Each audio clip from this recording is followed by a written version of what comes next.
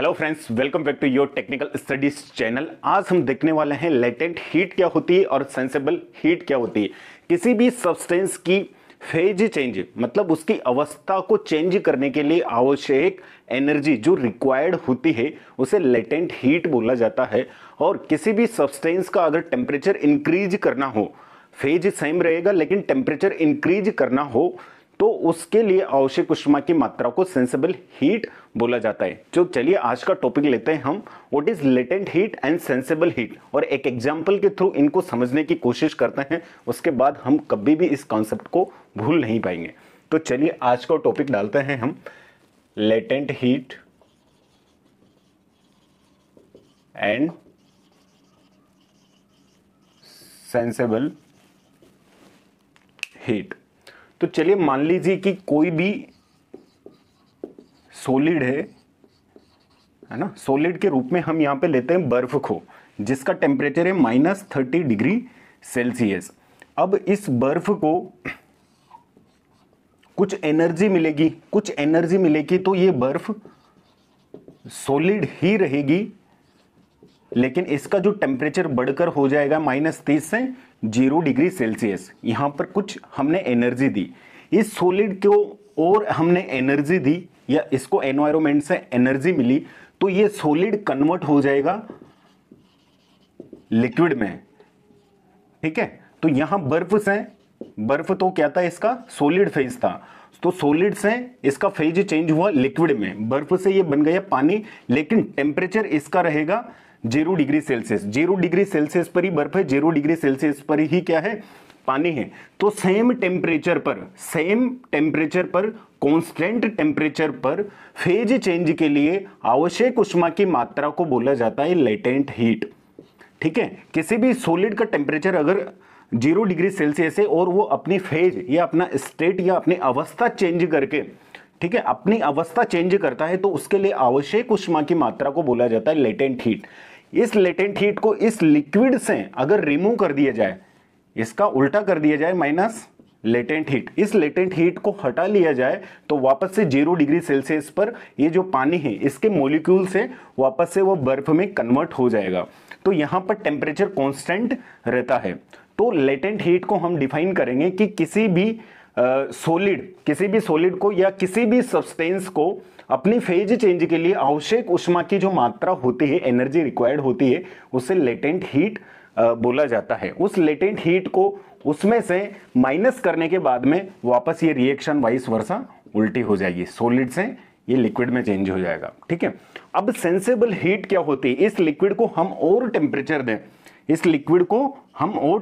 दें, तो ये लिक्विड ही रहेगा, लेकिन इसका टेम्परेचर, इस लिक्विड का टेम्परेचर या इस पानी का टेम्परेचर अगर 100 डिग्री सेल्सियस हो जाता है, तो किसी भी सब्सटेंस का बिना फेज चेंज किए, ठीक है, टेम्परेचर इंक्रीज करने के लिए 0 to 100 डिग्री सेल्सियस आवश्यक ऊष्मा की मात्रा को, ये जो एनर्जी रिक्वायर्ड होती है, उसे बोला जाता है सेंसेबल हीट।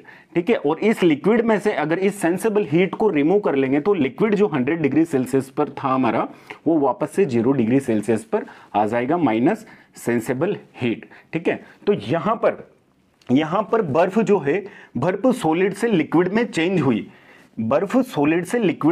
हुई, तो यहां पर ये सॉलिड का इसे बोलते हैं मेल्टिंग पॉइंट। ये बर्फ का क्या हो गया, मेल्टिंग पॉइंट। तो बर्फ का मेल्टिंग पॉइंट कितना होता है, 0 degree Celsius. 0 degree Celsius temperature के बाद में आप उसको थोड़ी सी उष्मा दोगे तो वो अपनी स्वतः ही फेज चेंज कर लेगी, और जो उष्मा की मात्रा है वो लेटेंट हीट कहलाएगी। यहां पर टेम्परेचर इंक्रीज किया तो लिक्विड अपने 100 डिग्री सेल्सियस तक पहुंच गया, लेकिन 100 डिग्री सेल्सियस से आप और ज्यादा उष्मा दोगे तो ये लिक्विड किसमें, वेपर में कन्वर्ट हो जाएगा, और वेपर, ये इसको बोला जाता है हिंदी में वाष्प। इसका टेम्परेचर 100 डिग्री सेल्सियस ही रहेगा। ठीक है, तो यहां पर सेम टेम्परेचर पर दी गई उष्मा की मात्रा को वापस से यहां लेटेंट हीट बोला जाएगा, और लेटेंट हीट को माइनस कर लेंगे तो वेपर से वापस ये लिक्विड में कन्वर्ट हो जाएगा। और यहां पर लिक्विड से वेपर में, लिक्विड अपना फेज चेंज कर रहा है, तो यहां लिक्विड के इस पॉइंट को बोला जाता है बॉइलिंग पॉइंट या वाष्पन बिंदु। ठीक है, जहां से लिक्विड अपनी वाष्प में बदलने लग जाता है तो उसको बोला जाता है बॉइलिंग पॉइंट। ठीक है, और बॉइलिंग पॉइंट को ही बोला जाता है क्या, सेचुरेशन टेम्परेचर। बॉइलिंग पॉइंट को, ये यहां तो लिक्विड की बात करी, किसी भी सब्सटेंस का जो बॉइलिंग पॉइंट होता है, जैसे लिक्विड 100 डिग्री सेल्सियस पर बॉइल होता है, वो फेज चेंज करके वाष्प में या वेपर में कन्वर्ट हो जाता है। अलग अलग सब्सटेंसेस के बॉइलिंग पॉइंट अलग अलग होते हैं।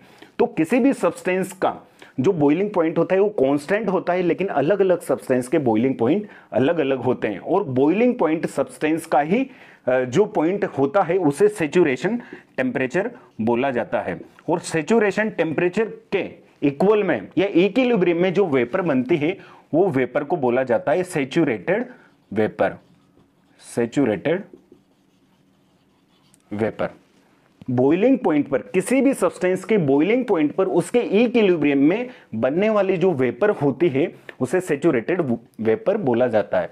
तो हमको यहां से लेटेंट हीट और सेंसिबल हीट के कंसेप्ट पता चल गए।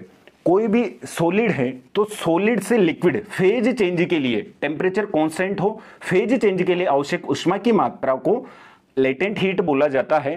टेम्परेचर इंक्रीज करने के लिए आवश्यक ऊष्मा की मात्रा को सेंसिबल हीट बोला जाता है। तो चलिए इनकी डेफिनेशन हम लिख लेते हैं, इसको आप नोट कर सकते हैं, बड़े काम की चीज है। कॉन्सेप्ट क्लियर है इस एक डायग्राम से अपना। मेल्टिंग पॉइंट क्लियर है, जिस भी पॉइंट पर सब्सटेंस मेल्ट होना स्टार्ट करता है उसे उस सब्सटेंस का मेल्टिंग पॉइंट कहा जाता है। कोई भी सब्सटेंस जिस पॉइंट पर बॉइल होना स्टार्ट करता है वो सब्सटेंस का बॉइलिंग पॉइंट कहलाता है। किसी भी सब्सटेंस का बॉइलिंग पॉइंट जो होता है वही सैचुरेशन टेम्परेचर कहलाता है। सैचुरेशन टेम्परेचर के इक्विलिब्रियम में कांस्टेंट टेम्परेचर पर जो इक्विलिब्रियम में वेपर्स बनते हैं उनका टेम्परेचर भी अगर 100 डिग्री सेल्सियस ही हो तो उसे सैचुरेटेड वेपर कहा जाता है। इन सैचुरेटेड वेपर में से लेटेंट हीट अगर माइनस करेंगे तो वापस सेम 100 डिग्री सेल्सियस पर लिक्विड प्राप्त होगा।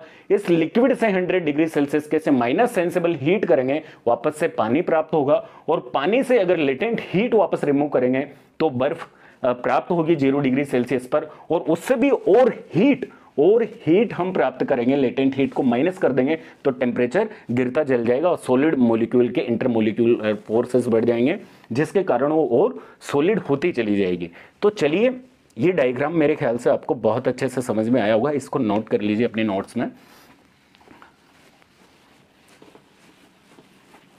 अब हम इनकी डेफिनेशन को लिख लेते हैं कि हमको लिखना कैसे है एग्जाम में।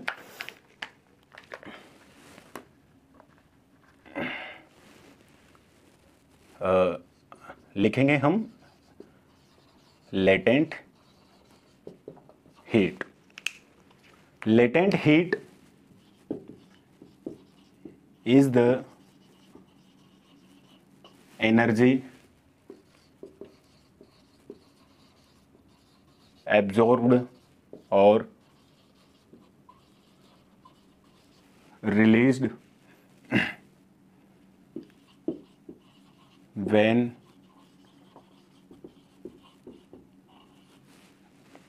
substance changes its phase without change in temperature.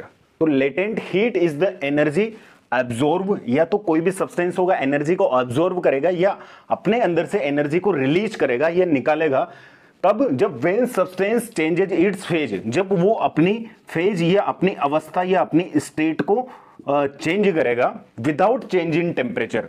It is the most important factor, without change in temperature. Temperature में कोई भी चेंज नहीं होगा। और यहां पे नोट डाल के लिखेंगे कि लेटेंट हीट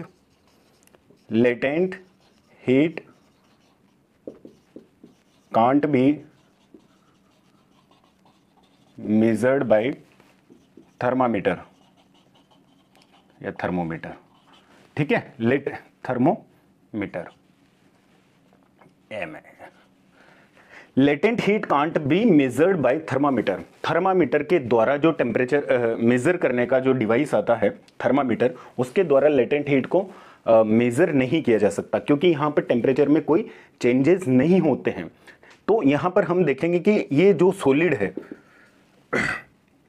ये इसको यहां ऐसे देख लीजिए कि कोई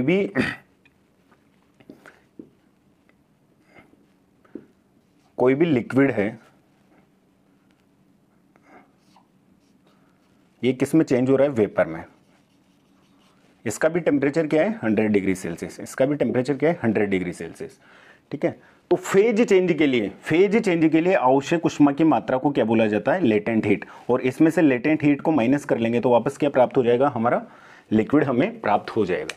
ठीक है, तो इस तरीके से इसकी डेफिनेशन देनी है हमको। नेक्स्ट लिखेंगे हम sensible heat.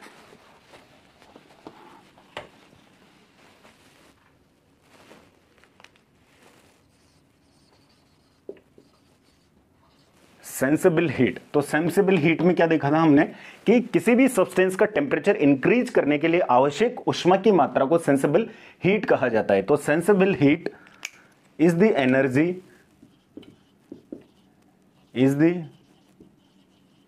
Energy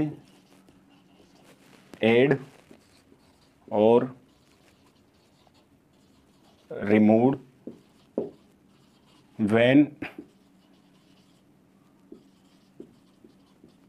when substances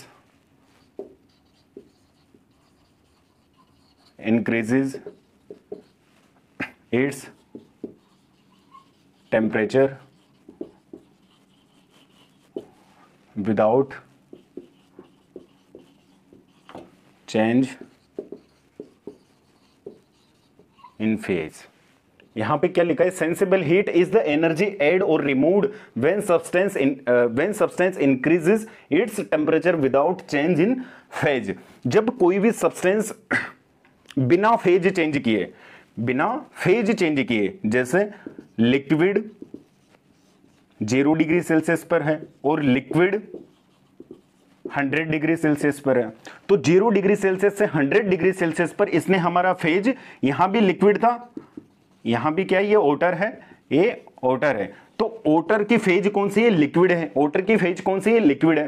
तो बिना फेज चेंज किए उसने अपना टेम्परेचर इंक्रीज किया। तो इस टेम्परेचर को इंक्रीज करने के लिए आवश्यक ऊष्मा की मात्रा को, इंक्रीज इस temperature without change in phase, आवश्यक ऊष्मा की मात्रा को बोला जाता है सेंसिबल हीट। यहां पे सेंसिबल हीट प्लस हुई तो ये रिएक्शन ऐसे हुआ, और इस रिएक्शन को वाइस वर्सा करने के लिए यहां से सेंसिबल हीट हम हटा देंगे तो लिक्विड से वापस लिक्विड 0 डिग्री सेल्सियस पे आ जाएगा, ये ठंडा हो जाएगा, ये कंडेंस हो जाएगा। तो आई होप लेटेंट हीट और सेंसिबल हीट की डेफिनेशन आज के बाद आपकी क्लियर हो गई होगी, और इसके साथ ही आपको सैचुरेशन टेम्परेचर क्या होता है, सैचुरेटेड वेपर क्या होता है, लेटेंट हीट, सेंसिबल हीट क्या होती है। सेंसिबल हीट को थर्मामीटर से मेजर किया जा सकता है, लेटेंट हीट को थर्मामीटर से मेजर नहीं किया जा सकता। क्यों? क्योंकि वहां पे टेम्परेचर में कोई चेंजेस नहीं होता, ओनली फेज चेंज। किसी भी सब्सटेंस की अवस्था चेंज करने के लिए आवश्यक ऊष्मा की मात्रा को लेटेंट हीट कहा जाता है। Thank you so much, bye.